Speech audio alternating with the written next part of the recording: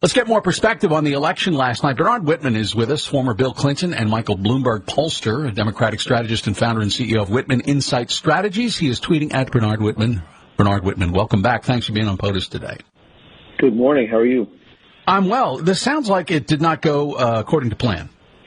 Well, look, we always knew that the race could very well be close, and I think, and I still remain confident in this. The most likely scenario is that Joe Biden does win, but the second most likely scenario that I've been discussing for weeks and weeks and weeks is that Donald Trump, through voter suppression, voter intimidation, and judicial activism, has the potential to steal this election. He made it very clear last night that is exactly what he intends to do. He behaved precisely in his role as fascist in chief, and saying, we do not want any more votes to be counted. Let's be clear, he does not want the votes to be counted because while these margins are very, very slim and there's still a lot of ballots out there, he has the potential, Joe Biden does, to pick up Nevada and Arizona, which I believe he will.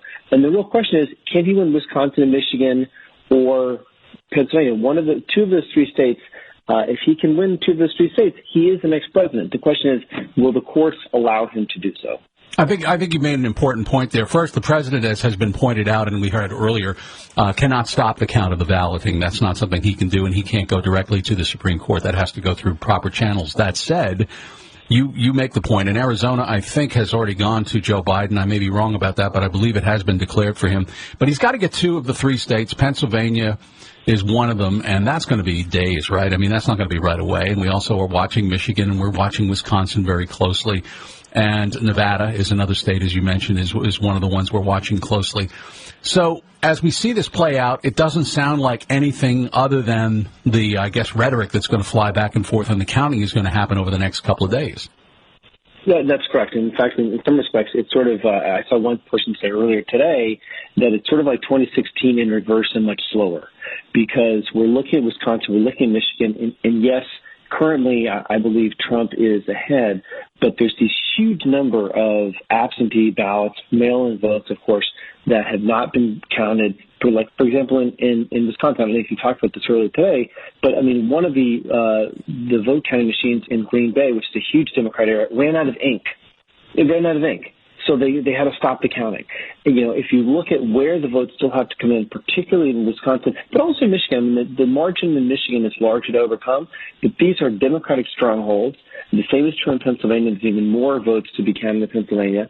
But the reason why I'm sort of pinning my hopes for the moment on Wisconsin and Michigan, as well as Nevada, which I think will be a lock, is that the Pennsylvania, there's so many more lawsuits, as I understand, in Pennsylvania, that it could go on for days and days and days. There's still a possibility that Biden prevails in North Carolina and Georgia. It's going to be a little bit tougher, but there are enough outstanding votes in Democratic strongholds that it is possible. But in a word, it's a mess.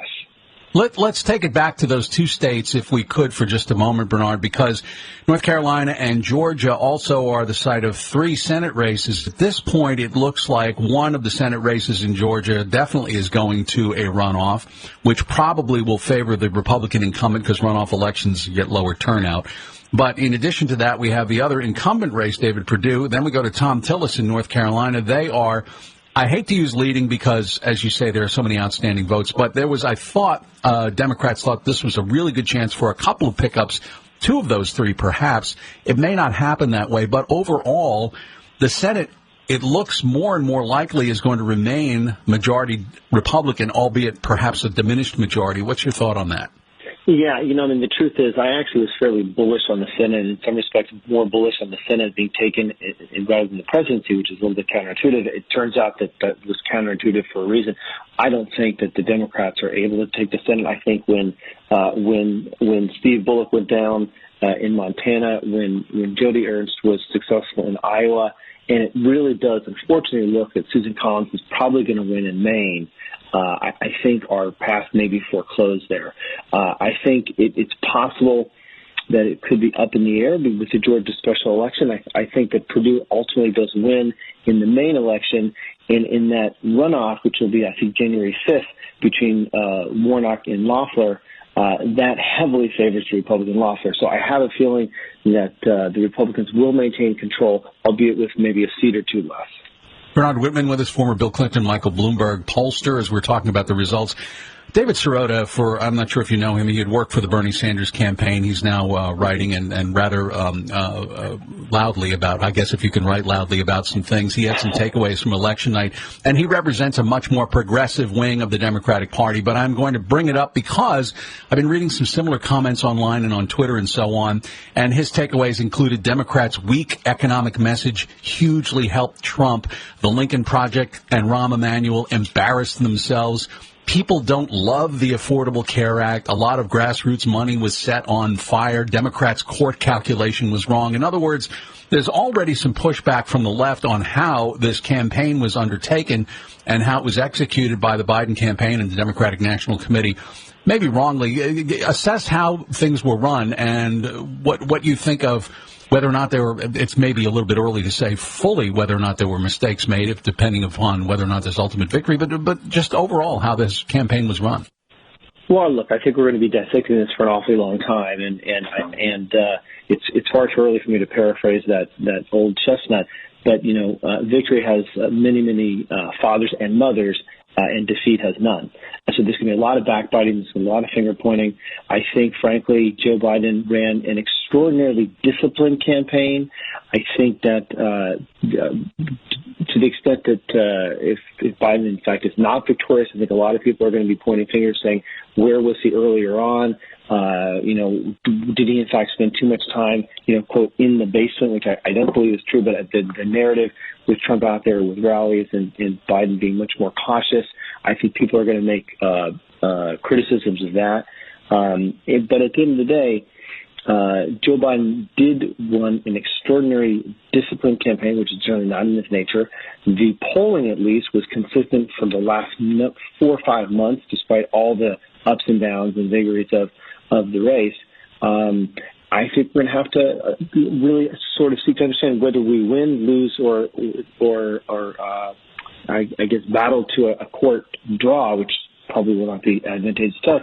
We're going to have to understand what it is about this president that he remains so, unfortunately, popular in many parts of the country, despite his debasement of the office, his division that he's sowed, and his reckless disregard for science, which has created the economy. I thought Biden did a pretty good job making it clear that the path towards economic recovery goes through gaining control of the coronavirus, and a lot of the exit polling bears that out. But I think people in many parts of the country, remain very, very scared, and unfortunately, they still resonated to Trump's message of fear over hope and unity.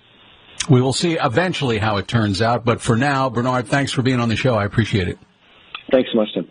Bernard Whitman, former Bill Clinton, Michael Bloomberg pollster, Democratic strategist, founder, CEO of Whitman Insight Strategies. Some thoughts on the race and where we are as we are still in the midst of counting ballots on this day after election at 5:49 a.m. Eastern Time. He is tweeting at Bernard Whitman. Quick note, by the way, I mentioned David Sirota, who also said his sixth takeaway, a large percentage of Americans have lost their minds. I brought this question up to Democratic strategists, and I wondered if perhaps it even steeled the resolve even more of President Trump's supporters by calling President Trump a certain thing, or even by inference, the supporters of the president, racist, bigots, stupid, whatever, making them feel less. In other words, instead of actually asking them to join the party, just saying, you're not worthy. That's kind of the inference, and I don't know how much that played out in voting, but regardless, we are where we are, and we'll continue to see how the numbers fall. It may change, and it may not.